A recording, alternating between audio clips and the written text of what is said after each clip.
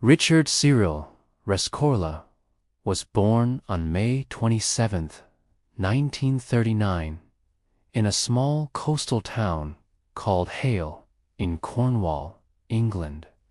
Growing up in the shadows of post-war Britain, he admired the soldiers who had fought in World War II and dreamed of becoming one of them. His childhood was shaped by stories of courage and sacrifice, and these stories planted in him an unshakable belief that courage meant responsibility. As a boy, he spent countless hours playing soldier, exploring abandoned bunkers, and training his body to endure hardships. People around him described him as fearless, energetic, and unbelievably determined. He wasn't just a boy who wanted to fight. He was a boy who wanted to protect. When he grew older, Rescorla joined the British Army. He started off in the parachute regiment and later served with an intelligence unit of the London Metropolitan Police. But soon the world around him changed. The Cold War was solidifying, conflicts were rising, and he wanted to test himself in real battle. He moved to Rhodesia, today's Zimbabwe, where he served as a paramilitary police officer during turbulent years of regional conflict. These experiences hardened him further, exposing him to danger, life and death decisions, and the brutal reality of war. However, instead of breaking him, combat sharpened his instincts and strengthened his belief that leadership meant staying calm when others panicked. Rescorla eventually moved to the United States and enlisted in the U.S. Army. He joined as an officer and was assigned as a platoon leader in the 2nd Battalion, 7th Cavalry Regiment, 1st Cavalry Division. It was the same famous unit once led by George Armstrong Custer, but in a new era of conflict. In 1965, he was deployed to Vietnam, where he participated in one of the most intense battles of the war, the Battle of Ia Drung. The battle became the subject of the book We Were Soldiers Once, and young Rick Rescorla's photograph was used as the cover image. In the picture, he stands strong, holding a rifle with a calm but focused expression. What the book captured in one image, his fellow soldiers saw every day: his courage under fire. During the fighting, Rescorla's leadership was extraordinary. When enemy forces tried to overwhelm the American position, he kept his men steady with his voice alone. He sang Cornish songs, yelled encouragement, and moved fearlessly along the lines, checking positions, repositioning troops, and boosting morale. His soldiers later said that during the worst moments of the battle, when chaos surrounded them, hearing his voice kept them alive. For his bravery, Rescorla earned the Silver Star. The Bronze Star with oak leaf cluster and the Purple Heart. Vietnam shaped him permanently. It taught him that chaos is always coming, and the only way to survive it is through discipline, planning, and calm leadership. After leaving the military, Rescorla earned degrees in law and literature, and eventually became a naturalized U.S. citizen. He also shifted into corporate security, where his military background made him uniquely suited for crisis planning. In the 1980s, he joined Morgan Stanley, one of the largest financial firms in the world. Their New York offices were located in the South Tower of the World Trade Center on nearly 24 floors. When Rescorla saw the building for the first time, he immediately questioned its safety. He believed the towers were incredibly vulnerable to attack, especially from terrorists.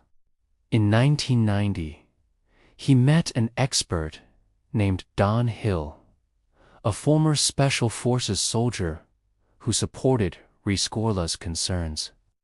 Together, they studied the World Trade Center's vulnerabilities.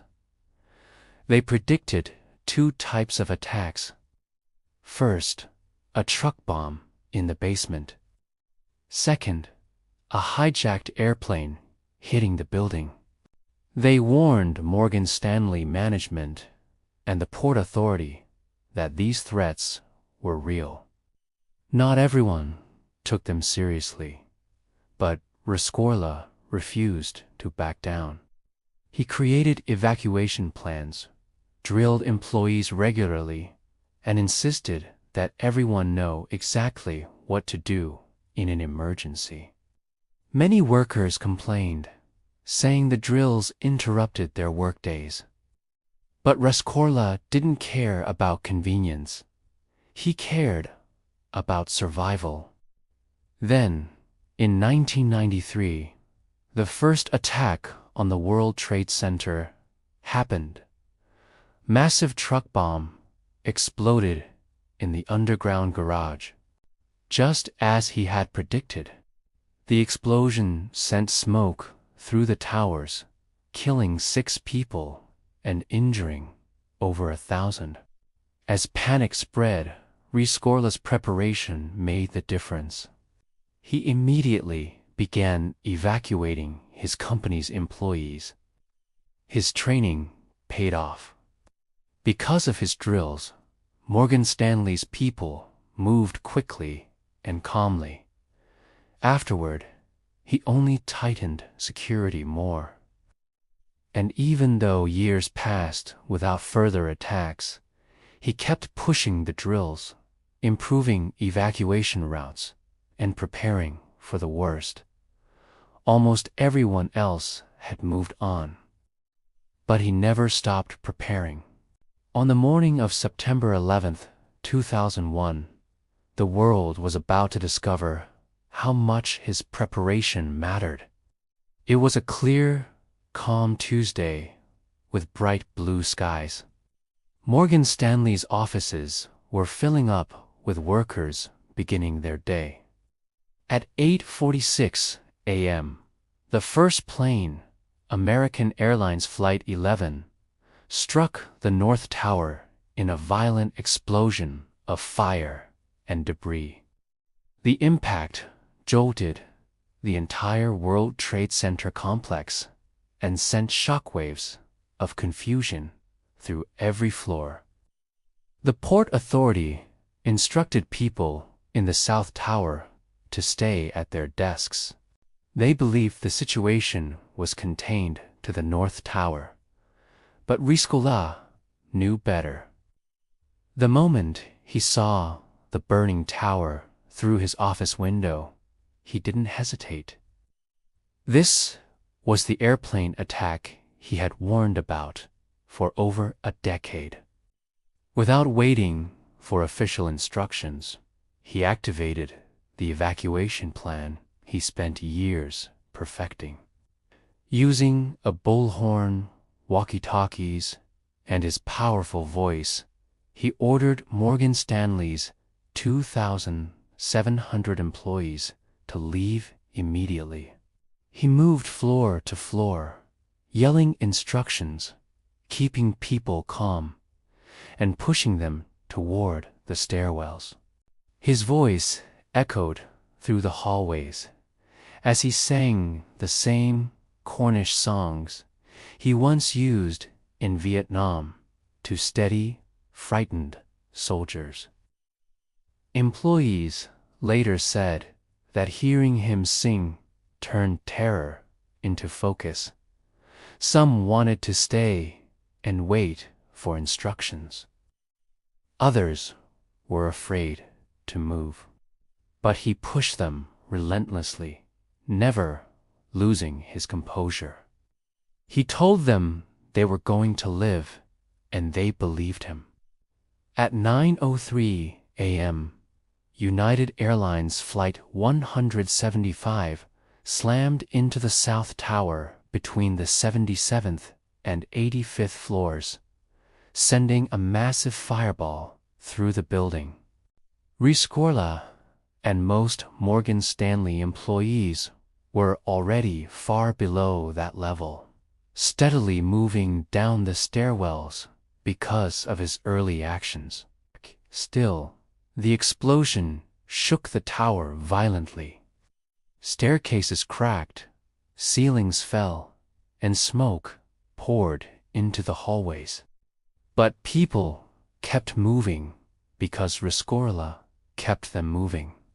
He reached the ground floor and guided hundreds of employees out of the tower. For most people, reaching the outside meant safety, but not for Rescorla. He turned around and went back inside the burning building. His colleagues begged him to stop, telling him he had done enough.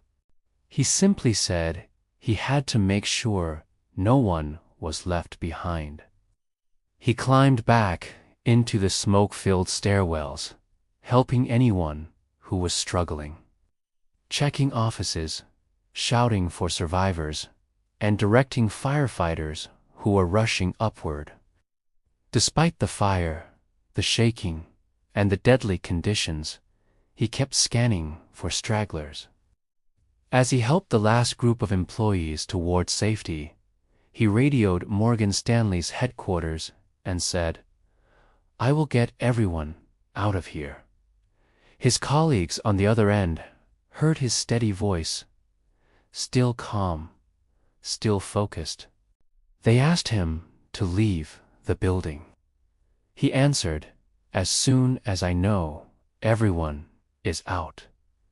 Those were among the last words they heard from him.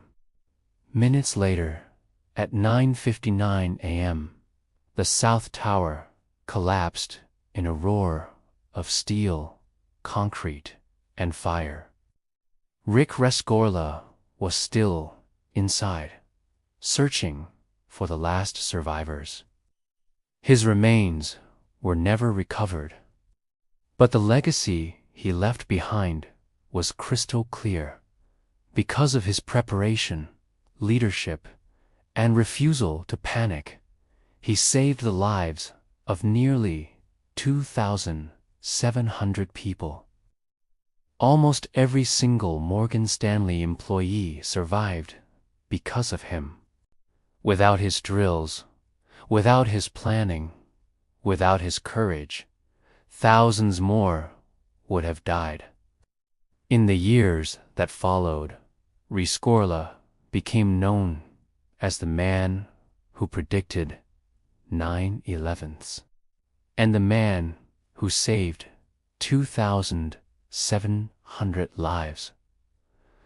But those who knew him simply said that he was doing what he always did, being a protector. The same fearless boy from Cornwall, the same steady soldier in Vietnam, the same determined man who spent years preparing for a disaster that others said would never come. His heroism on 9/11s was not an accident. It was a lifetime of courage put into its ultimate test.